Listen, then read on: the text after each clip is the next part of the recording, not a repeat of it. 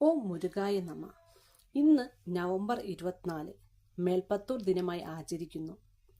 16-ാം നൂറ്റാണ്ടിൽ കേരളത്തിൽ ജീവിച്ചിരുന്ന പണ്ഡിത ശ്രേഷ്ഠനും കവിയും സാഹിത്യകാരനുമായിരുന്ന മേൽപ്പത്തൂർ നാരായണ ഭട്ടതിരി അച്യുത പിഷാരടിയുടെ ശിഷ്യനായിരിക്കെ ഗുരുവിന് ബാധിച്ച വാതരോഗം ബ്രാഹ്മണ ശിഷ്യന്റെ കടമ എന്ന നിലയ്ക്ക് കർമ്മവിഭാഗ ദാന സ്വീകരണത്തിലൂടെ ഭട്ടതിരി 26 വയസ്സായപ്പോഴേക്കും ഏറ്റുവാങ്ങി എന്നാണ് ഐതിഹ്യം.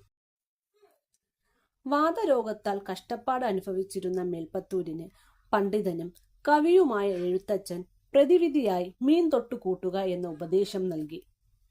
മേൽപ്പത്തൂർ അതിന്റെ അർത്ഥം മനസ്സിലാക്കി ഭഗവാൻ വിഷ്ണുവിന്റെ മത്സ്യം മുതലുള്ള ദശാവതാരം രചിക്കാൻ തീരുമാനിച്ചു. ഗുരുവായൂർ അമ്പലത്തിൽ പോയി ഭജനമിരുന്ന് അവിടെ വെച്ച് ഓരോ ദശകം വീതം ദിവസവും രചിച്ചു. 1587 1000-ലധികം പദ്യങ്ങളടങ്ങിയ നാരായണീയം പൂർത്തിയാക്കി ഭഗവാന് സമർപ്പിച്ചു. അതോടെ അദ്ദേഹത്തിന്റെ വാതരോഗവും ശമിപ്പിച്ചു.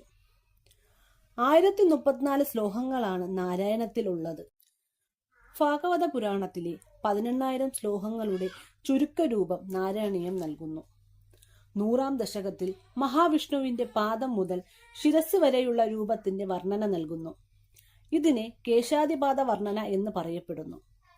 ശ്ലോകം പൂർത്തിയാക്കിയ ദിവസം അദ്ദേഹത്തിന് വേണുഗോപാല ദർശനമുണ്ടായി.